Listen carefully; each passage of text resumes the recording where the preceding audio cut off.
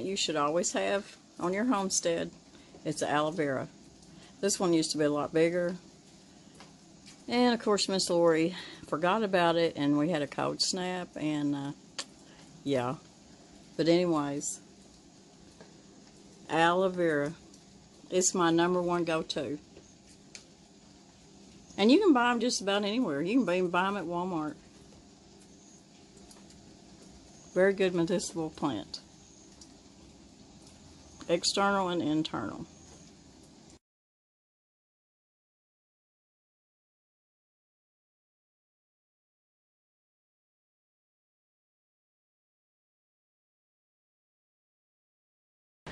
I want to show y'all some of this that I'm going to be planting, and I don't ever just stick with one certain seed company or anything like that. This is Sweet Yards, and this is my rainbow Swiss chard that I'm going to be planting, and I want to plant quite a bit of it too, because I want to get it, you know, to keep me going through the winter, well, the fall into winter and into spring, that's for sure. So I'm going to be planting some Swiss chard, and I hope y'all can hear me because it is raining so hard. I love it. I'm going to go ahead and I'm going to plant some more peas. These are I probably got these at Walmart. And they're called melting sugar, but they're really good for stir fries and stuff like that. And that's really the only thing that we really like to eat them with, is in a good stir fry. So I'm going to be planting some more peas too in my high tunnel. Now out in my raised bed, which I'll be showing y'all pretty soon. I don't have it full of compost and soil yet. I'm still working on it, but I've got 2 out there. And I've got some insulated row crop covers that I ordered from Amazon. If any of y'all ever looked through my Amazon shop, y'all probably have seen them. But I ordered some more because I'm going to be planting quite a bit out there too. And what I'm going to be doing out there is I'm going to do some more beets. I didn't really get a whole lot of beets this summer, so we're going to try those again. Beets are so good for you, and me and Danny love pickled beets, so that won't be in the high tunnel or the greenhouse. That'll be, like I said, out in the raised bed with my insulated row crop covers. I've got some, we love kale. Mr. Brown loves kale, and he loves spinach too, but I like to plant different kinds of kale. This is a red boar non-GMO hybrid kale. This is from David's Garden Seeds.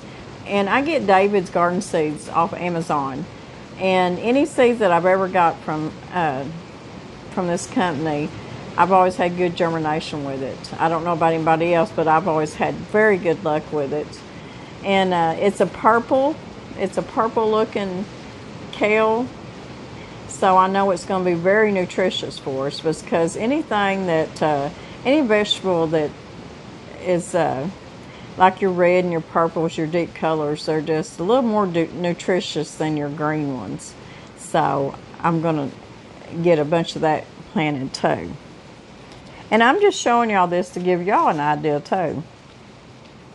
I'm also, because I know it works in my high tunnel, because I've done it in several of last years. And I'm going to plant some more celery. This is from, let's make sure that I say it right. I think this is out of Texas.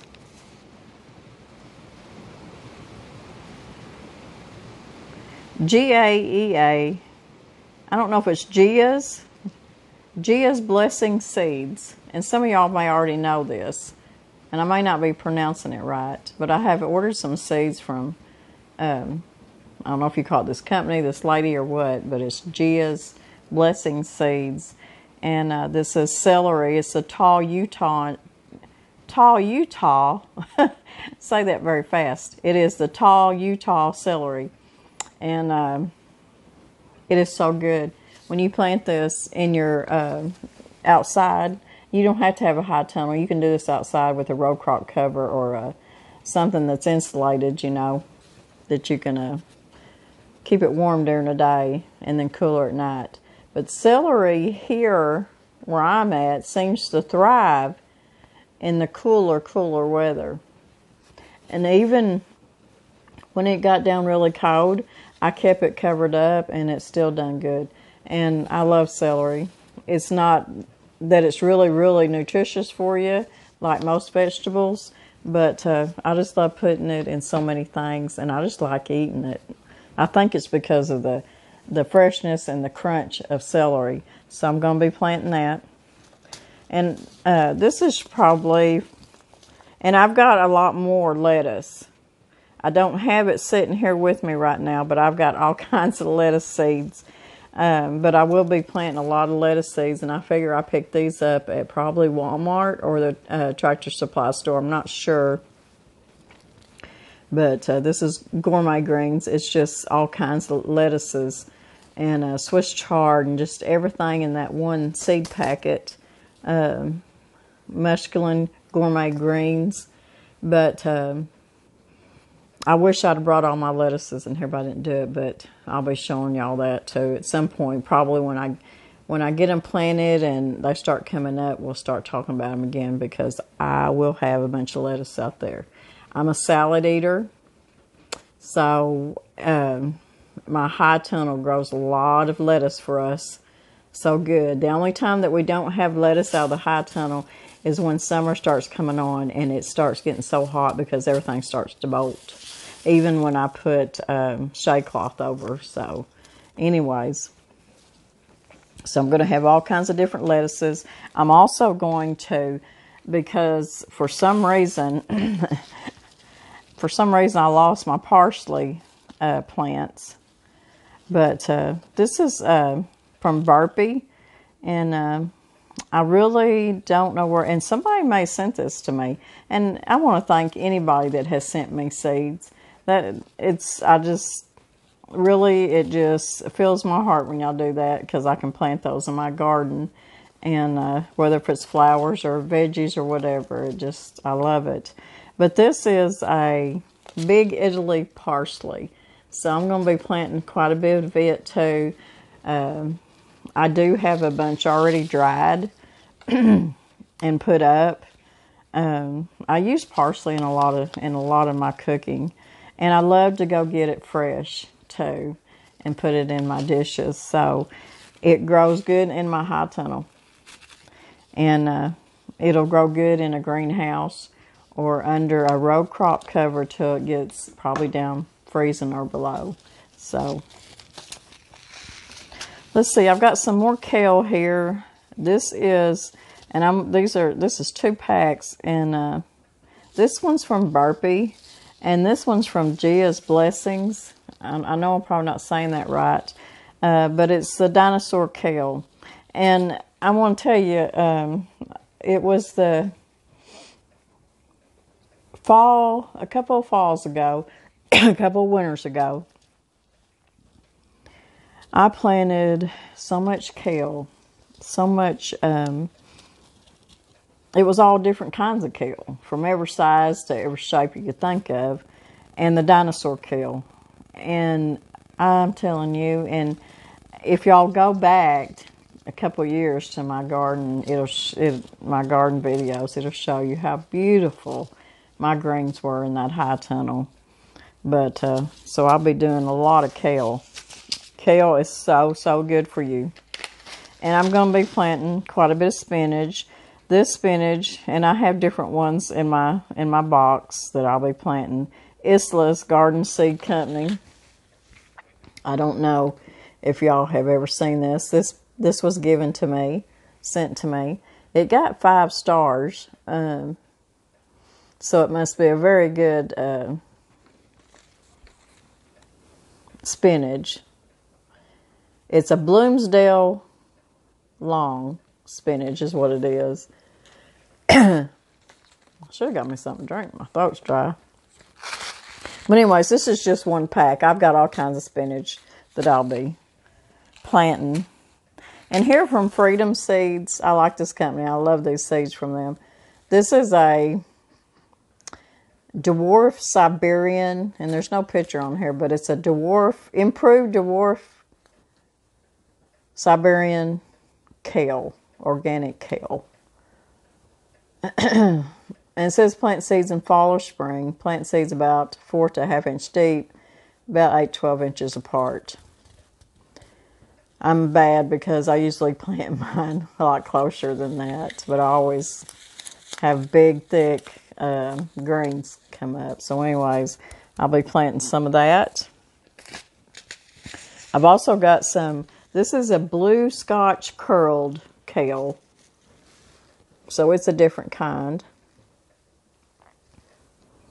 And most of these seeds will tell you that they grow in full sun or part shade.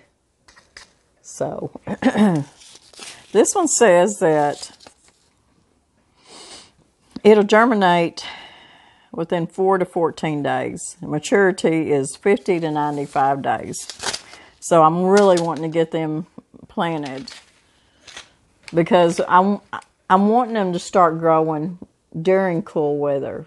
So it does take a while for them to germinate and that seed come on up. And I'm hoping by the time it really starts coming up, all my greens, and they really start doing good, it'll be cooler weather because they do a lot better then.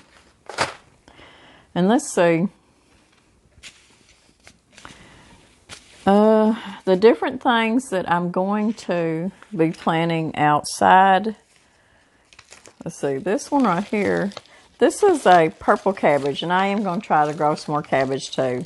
In fact, I'm just going to take my little seeds.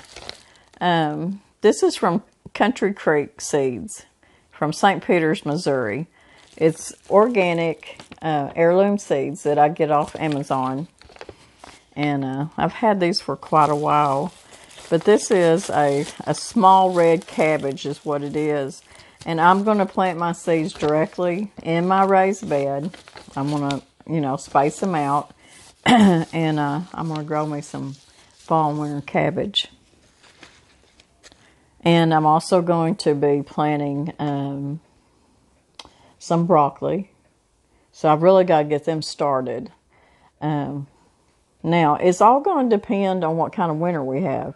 We may have a winter that really comes on fast, an early fall and winter, and it may be just so cold, and who knows, we may get so much snow. But even at that, I can grow a lot out there under them row crop covers. Because we've been through it, and I know how well that stuff, it just really works. But that's just part of my seeds that I'm going to be planting. I'm going to be planting inside the greenhouse, and I'm getting set up to plant carrots out in the greenhouse, and that's where they're going to, that's where I'm going to plant the seeds. That's where they're going to germinate, and that's where I'm going to have them growing too. I've got me a couple of containers that I'm going to be growing them in. So I've never grown carrots inside a greenhouse, so this is a new thing, but I want to try. I'm one of these people that I just like to experiment and see what I can do, because I just love to grow food. I love to grow flowers. Y'all seen that, in fact, here in just a minute, we're going to cut into that cheese squash, and see how pretty it is inside.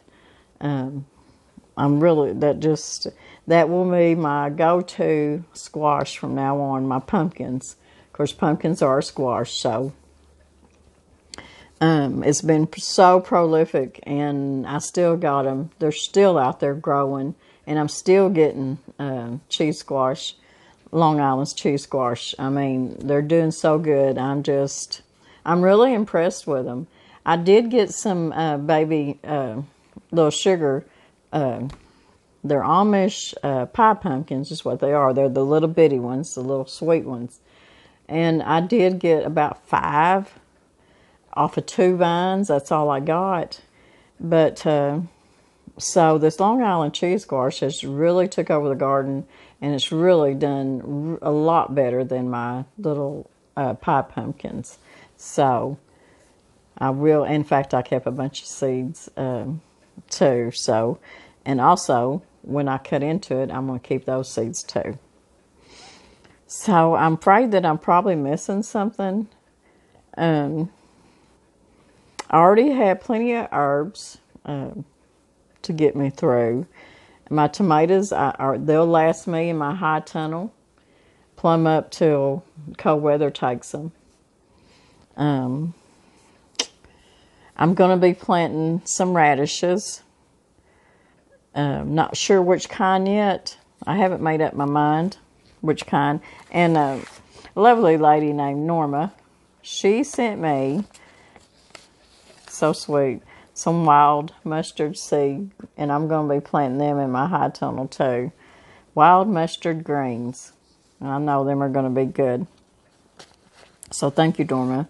And anybody that has sent me seeds, thank you so much.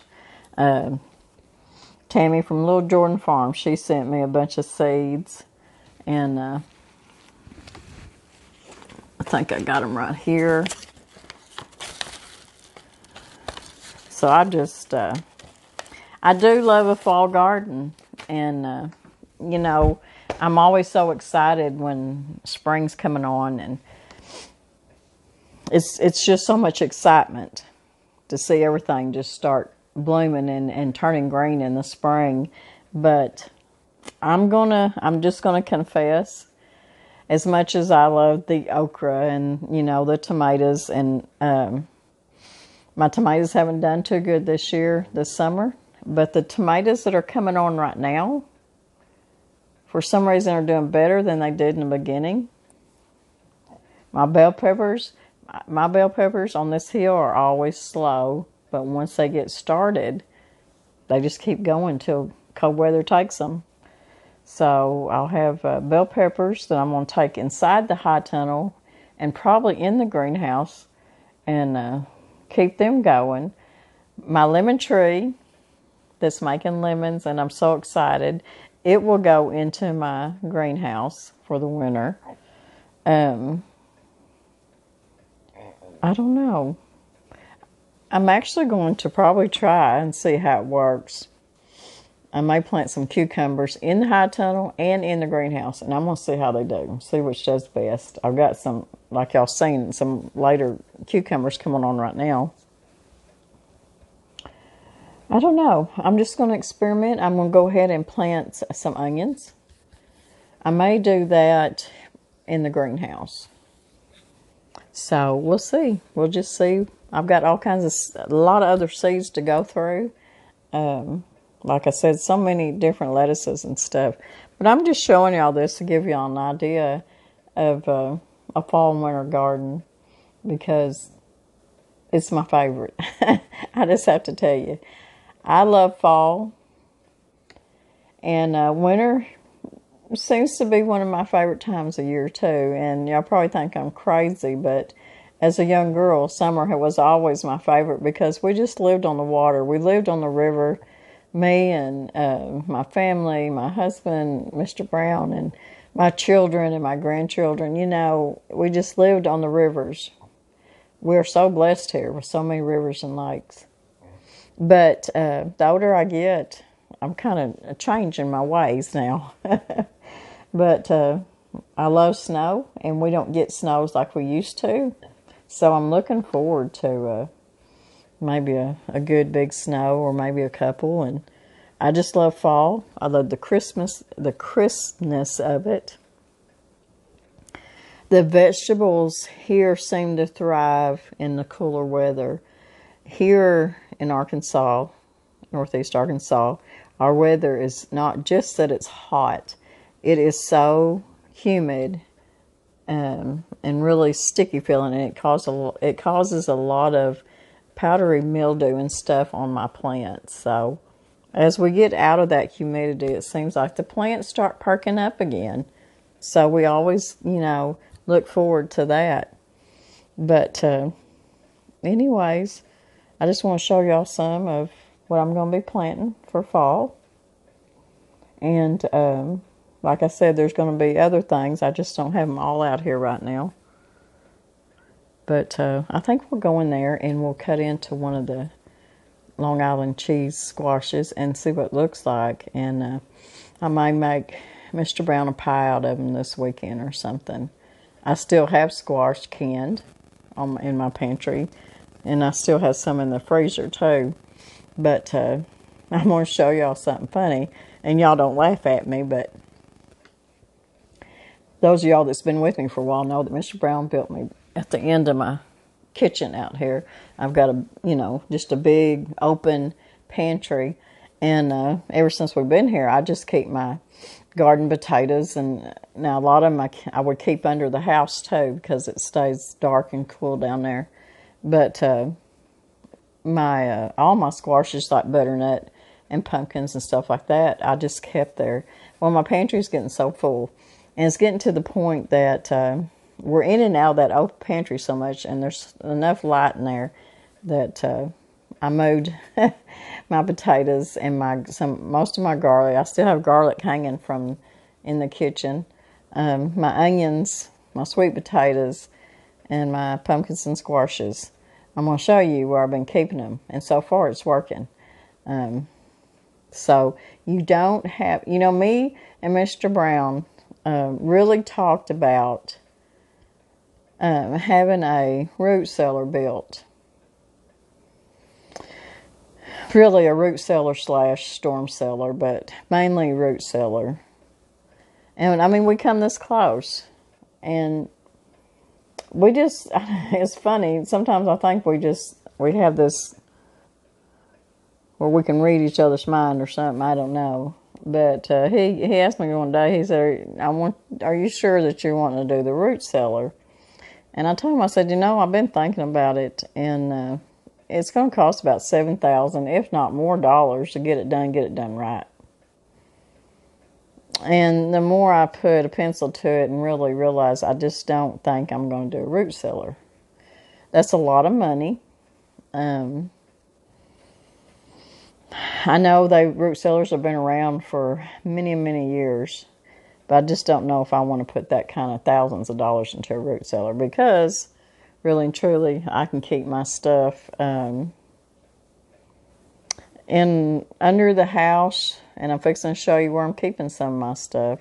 You can dig a hole and put you an old deep freeze down there, and if you do it right, it'll keep veggies for a long time. I mean, if you'll get on the internet, you can find all kinds of homemade root cellars. So for right now, I'm putting a hold on spending that kind of money on a root cellar, and just keep doing like I've always done, because my pumpkins and my squashes seem to hold up really good.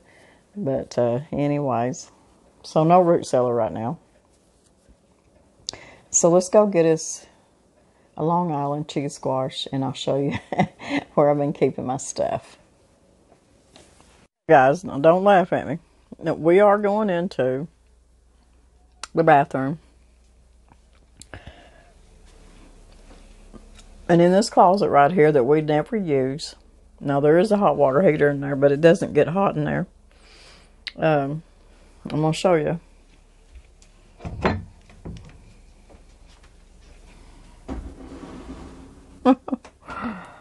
Oh, something fell in there. Yep. There is my potatoes, sweet potatoes, Mr. Brown grew. We got some garlic in there. Up here we've got some garlic and onions. Can't see in there, it's dark. But anyways, they're up there in that basket. And there's some butternut squash. Down here are my different squashes down here too. I've got my cheese squash, and let's see, back in there, way back in there, is my little pie pumpkins. They're hid back there in the dark. Back there is some butternut squash. But yeah, this is where they're hanging out, and they're doing really good. it stays dark in there. We're not hardly ever in there. And Mr. Brown must have dropped that. So I don't know why it's down there. But anyways, that's where they're hanging out because it's dark in there. It's there is a little bit of humidity in there, not a whole lot. And it's not hot in there. It stays pretty cool. I know you think, well, it's right up against that hot water heater, but I'm telling you, it's not hot. But it's working out for me right now, and this is where I'm keeping a lot of it. So, like I said, you're going to laugh at me, but you know what? You do what works, and this works. But I'm going to get one of these, and we're going to cut it open, because I know a lot of people's never even seen a Long Island cheese squash. This will be my first time of growing them. And there you can see it now. You can see my, there they are, my little big pie pumpkins back there. I think there's 5 of them back there. And there's some butternut. And there's some butternut back there. That right there is the Long Island cheese squash, spaghetti. All these are Long Island cheese squashes, and I have a lot that are still growing that aren't ready to pick yet. Mr. Brown's potatoes, and it's working. I'm just showing you that you don't have to have a high dollar root cellar to make things work. So we've got our Long Island cheese squash here, and I'm going to get me a sharp knife, and we're going to cut into it. This one, I went ahead and got this one because I know that it was one of the first ones that I picked, and it's been curing for several weeks. So we're going to cut into this baby, and we're going to see what it looks like inside. So let's see how hard it is to cut into this. I'm just going to cut across it. It may be kind of like cutting into a butternut squash. But once you get it started, I think we can get in there.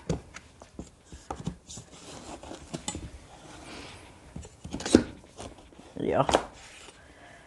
So let's see. Oh yeah. Pretty squash. Now it does have some pretty good sized seeds in there. So most of your flesh is right here around the edge. So this kind of reminds me of cutting into, like I said, a butternut squash. I'm going to dig these seeds out, and I think I may roast this. I think I will. I'm going to go turn on my oven in the outdoor kitchen. I'm going to roast these, and I like to roast it. It just really brings out the flavor and the sugars in them, and we may make a pie out of them. So this will be my first harvest of the Long Island cheese squash, and actually cooking with it. So, so far, I'm pretty happy with them. But we'll see. We'll see what a good old pie tastes like. And from the way that feels, I'm going to be able to, I could chop that up like a, boy, it smells good. It smells just like, oh, it smells good. I could cut it up like I would a butternut squash and roast it in the oven. That would be good. So anyways, if y'all are ever thinking about doing a different squash, I highly recommend these.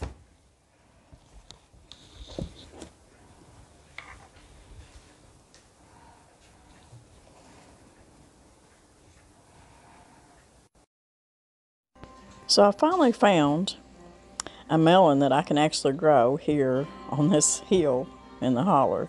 This is an old Israeli melon. They're doing really well. I've never been able to grow cantaloupes or watermelon up here. So we're going to cut into this. It got ripe on me while I was in Texas and come back, and right here's the seeds to it. It's by Brim Seed Company. They're a really good seed company. It's a old Israeli melon, and this has become one of my favorites. You cut into it, it's not yellow, it's not orange, it's not green, it's kind of a beigey white color, and it tastes between a honeydew and a cantaloupe. And this is one of the sweetest, I'm not kidding y'all, this is one of the sweetest melons I've ate this summer yet. Between watermelon and cantaloupe, this has both of them beat. So I highly recommend this brand. Old Israeli. So thank you for joining our talk about the fall garden. God bless everybody. We'll see you again.